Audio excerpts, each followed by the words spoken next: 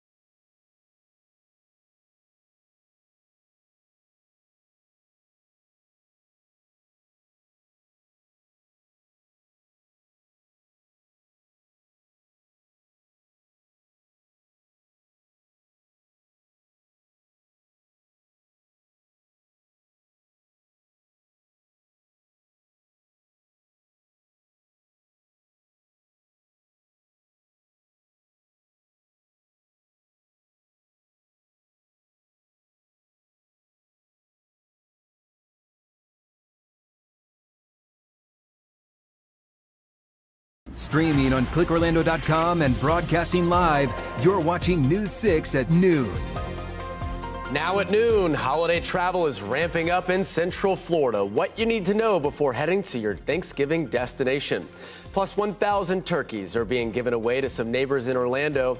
How local partners are teaming up to provide a complete Thanksgiving meal to those in need. But we want to start with an update. We're learning that a 42-year-old man has died after being shot in Orlando. The shooting happened around 10:15 last night on Columbia Street, right near Bethune Drive. Orlando police say officers found the victim on the ground. He died at the scene. We're asking police for some more information on this, including an update on a suspect. Deputies in Seminole County are searching for a person they say shot a man during an argument and then drove off. This all happened last night around 7:30 on Main Street, west of North Beardall Avenue in Midway. The Seminole County Sheriff's Office says two men exchanged words in the front yard before multiple shots were fired. The victim was taken to the hospital in critical condition. The suspected shooter ran away in a dark gray sedan. Again, law enforcement needs some help trying to find that suspected shooter. Anyone with information is asked to call 911 or Crime Line at 1-800-423-TIPS. In Volusia County, an arrest was made after a 47-year-old man was shot near DeLand. It happened yesterday morning at a home around New York and Hull Avenues. The Volusia Sheriff's Office says deputies found the victim lying on the ground. Deputies stopped the bleeding before he was taken to the hospital. Investigators say Anselmo Salazar Collin shot his roommate after a night of drinking and a small amount of cocaine. The arrest report says Salazar admitted he acted in self-defense, citing rumors that the victim and another person intended to kill him. Salazar was arrested and charged with attempted murder and aggravated assault and is being held without bond. Because of his status as an undocumented immigrant, ICE has been notified. A horrific crash in Orange County last night killed 2 people and hurt 2 others. The Florida Highway Patrol says a Ford Mustang was speeding on Rock Springs Road around 6 o'clock in Apopka when a Ford E350 tried to turn left on Alexandria Place Drive. That's when it crashed into the side of the Mustang. The 18-year-old Mustang driver and 17-year-old passenger were taken to the hospital with serious and critical injuries. 2 passengers in the E350 died. The 63-year-old driver was not hurt. The crash is still under investigation. All right, let's turn to your weather now as we take a live look outside. Beautiful shot of Daytona Beach. Crystal clear skies out there. The surf not too bad either. It's a little chilly, I'm sure, in the water, but really nice beach day. Let's get over to Chief Meteorologist Candace Campos. It's been a really nice stretch of weather, Candace. It really has. For the last couple weeks. Right. I mean, listen, and it's warm for those who like it warm, and then we'll will serve up some nice cooler weather for those who maybe want the holiday on the cool side. We got a little bit of everything for everyone. Downtown Orlando Skycam right now, brought to you by Light Orlando, delivering hope together right now. We are under partly cloudy skies, a temperature of 81 degrees. Humidity is still about 51%. Elsewhere around Central Florida, upper 70s to low 80s at this point in time. But we are going to continue to ramp up these temperatures. We're going to be in the low 80s again this afternoon. But as of right now, we're talking about the warmest day on Wednesday. It's all leading up to a significant cold front that will start cooling us down just in time for Thanksgiving.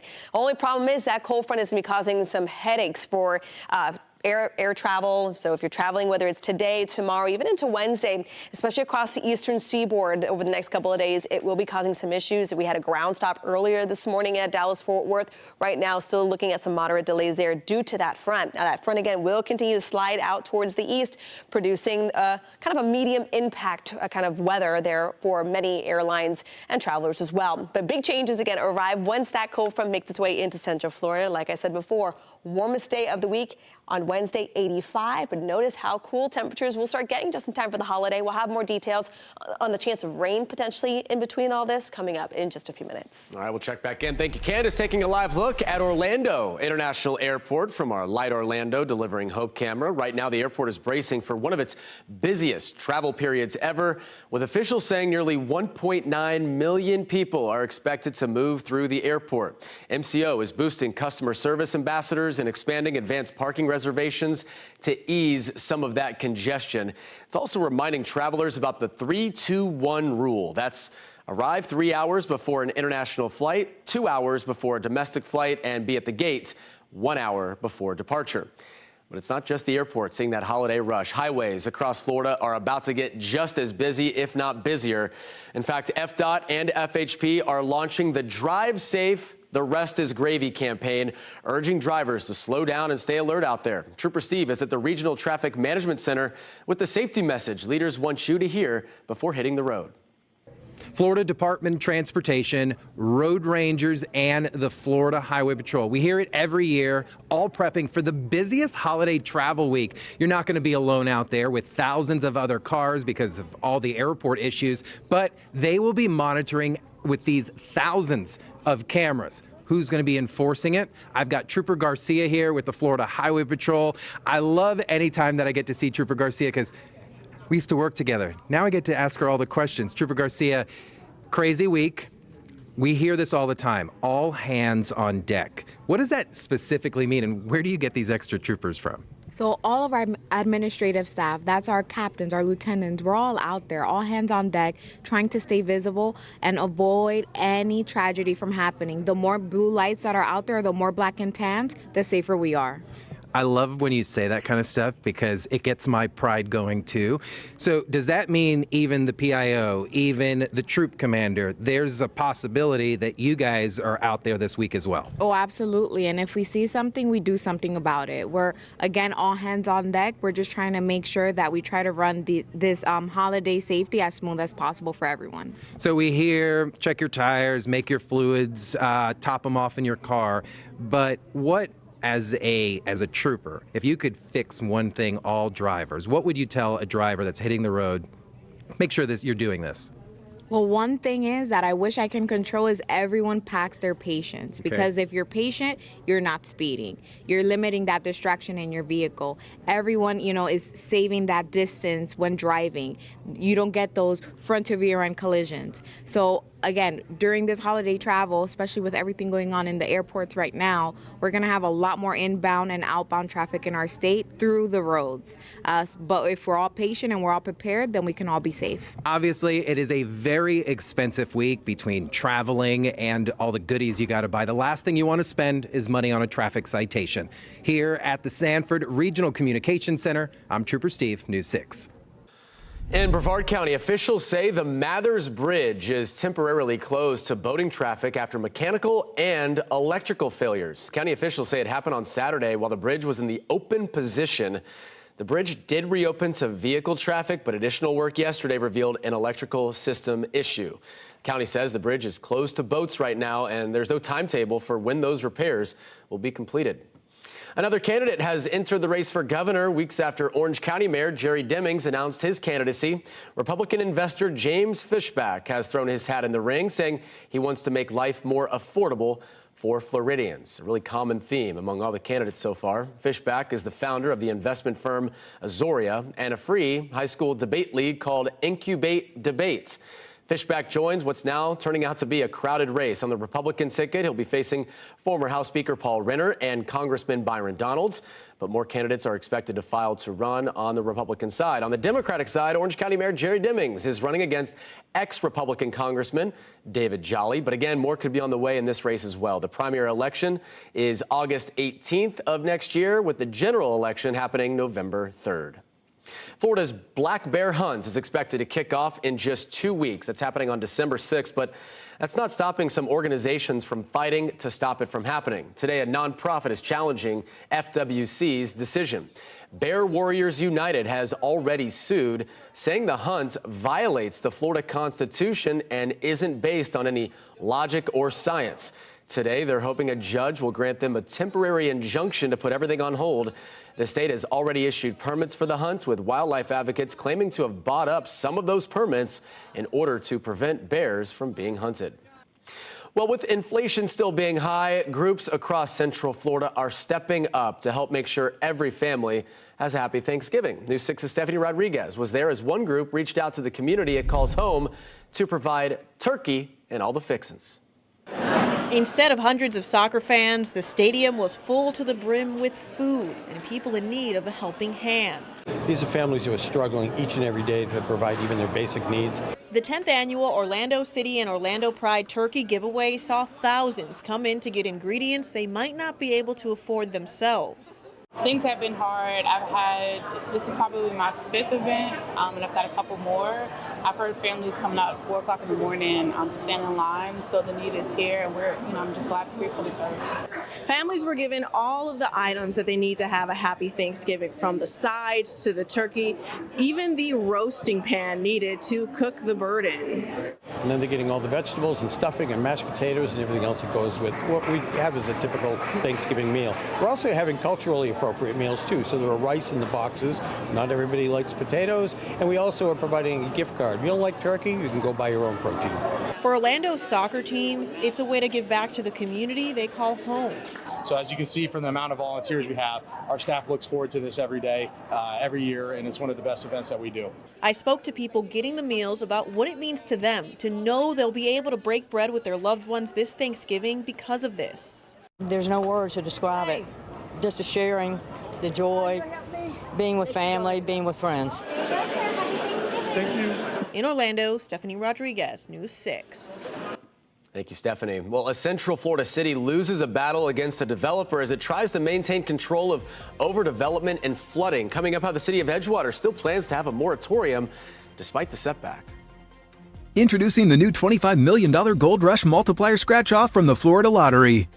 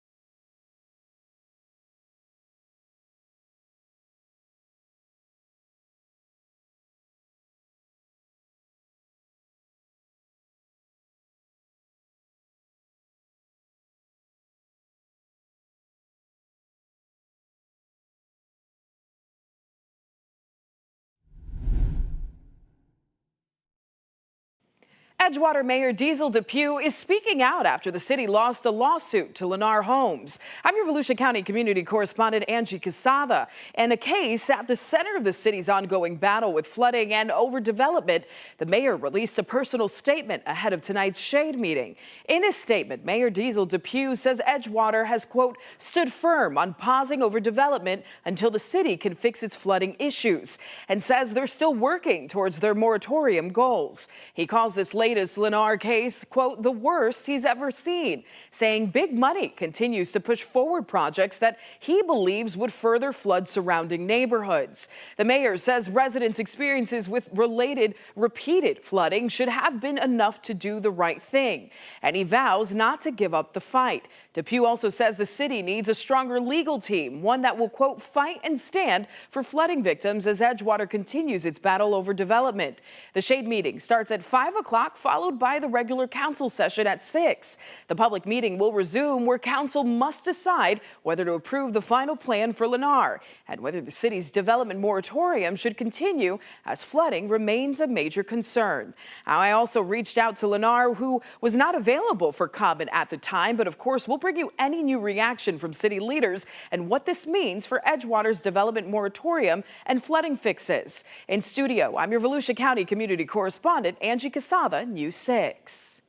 All right, it's a holiday week, and we know so many kids have the week off. So many folks have taken off work, Candace, and the weather is looking pretty good. But we do have some changes to talk about. We do. It's funny. I read something online today that says our kids get a whole week off for one meal that they're probably not going to eat. Yeah, they're going to pick apart. So Just I'm like, eat the dessert or something. We're the one that's supposed to take the day off. All right, let's talk about the weather forecast. If you're lucky enough to have the day off with, or at least the week off with the kids, it is going to be a warm stretch. So temperatures are going to be back into those 80s. Today, Tuesday, and into Wednesday, and then that cold front comes through, looking like it's going to be a late Wednesday, early Thursday play with a couple scattered showers or rain chances are only 20%. But then for your Thanksgiving, got the spread there in the background. Temperatures will be pinpointing those low 70s on Thanksgiving, and we'll get even cooler potentially come Black Friday. So temperatures out the door, upper 70s to low 80s. But again, the changes are going to be lingering for the next couple of days. Right now, our highs this afternoon, upper 70s to low 80s. So let's show you here the clouds and rain futurecast.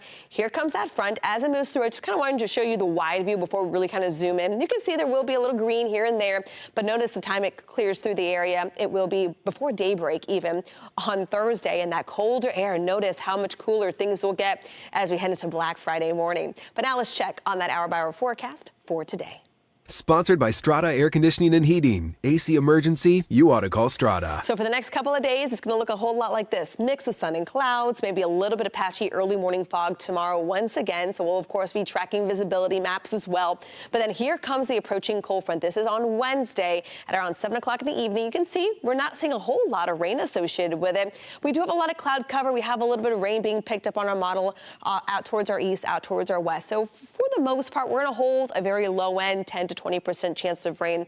Again, very late Wednesday and early Thursday morning, and then most of it should start to clear out. Now, just do be aware that if you are heading out early on Thanksgiving or you're making some travel plans or whatnot, it will be a bit on the cloudy side early Thursday, and it will take some time to get all that cloud cover kind of worked out and that cooler air settled in. So let's break down your Thanksgiving forecast for those who may be enjoying the turkey trot early in the morning before the big meal. We're going to be having about a 10% chance of rain. Then as we maybe watch the parade, watch a little bit of football, temperatures going to be into those low 70s by about 3 o'clock. And then around dinner time, around 7 o'clock in the evening, we are talking about temperatures back down into the 60s as those skies are going to clear. So again, your best shot for rain will really be before sunrise on Thanksgiving. Highs elsewhere for your Thursday. You can see we could be even in the upper 60s across our northeastern zones there. Daytona and Palm Coast at 69, holding at 70 in Ocala and DeLand as well.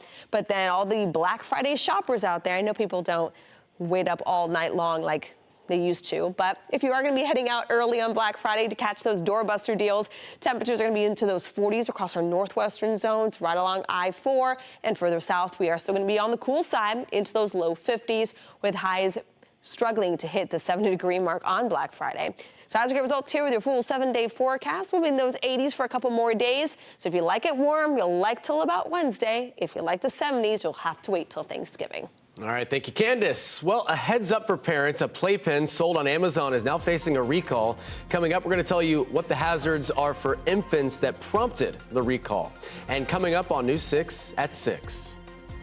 I'm News 6 investigator Louis Bolden. A local man got a telephone call promising to erase his traffic ticket, but ultimately cost him hundreds of dollars. The price of the ticket, he knew everything. And it made me feel that it was true. We uncover how the scheme works and what you need to know to protect yourself. Coming up.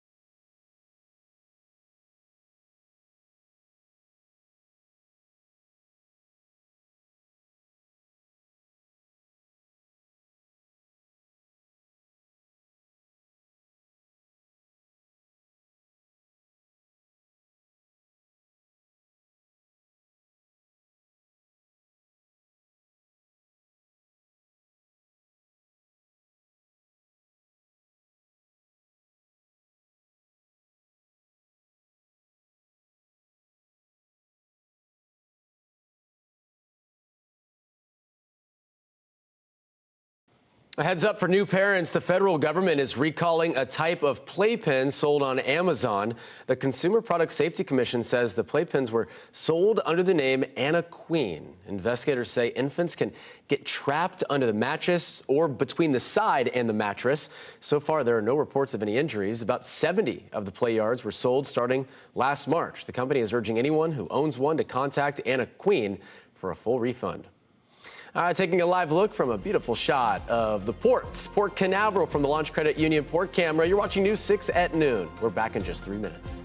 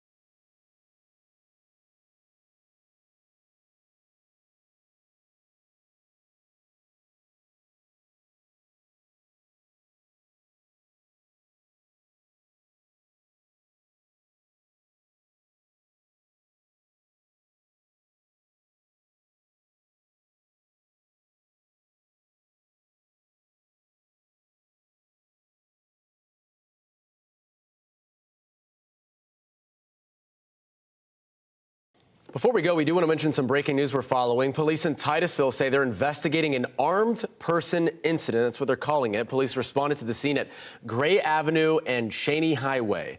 So police say the person involved refused to leave the home and surrender to law enforcement. They are asking everyone to avoid this area until further notice. Of course, this is a developing story. We'll keep you updated just as soon as we learn more. We are getting results this holiday season for 6,000 kids and seniors in Central Florida. We've partnered with BFAR Contracting for the Salvation Army's Angel Tree program. And at last check, the numbers are getting higher. More than 3,100 angels have been adopted. So we're well past or just past the halfway mark. But time is running out. All right. So important to note as you make these plans this weekend, the gifts need to be returned by December 5th. And if you want to help this year, you can take out your phone, scan that QR code that you see right there on your screen. Easy peasy. That will take you to clickorlando.com/angeltree. We also have the information there and links to adopt an angel in person or online in that article. And just, you know, we have some nice weather to boot. Yeah, we don't have to be dodging a lot of rain No. over the next couple of days, but it will be warm for the next few. By Thanksgiving, Black Friday, we're talking about temperatures back into the 70s. A cooler stretch, though, as we head into the holidays. So get out there and enjoy it. All right, Candace, thank you. And thank you for joining us this noon. Our next newscast is at 4. As always, you can go to clickorlando.com.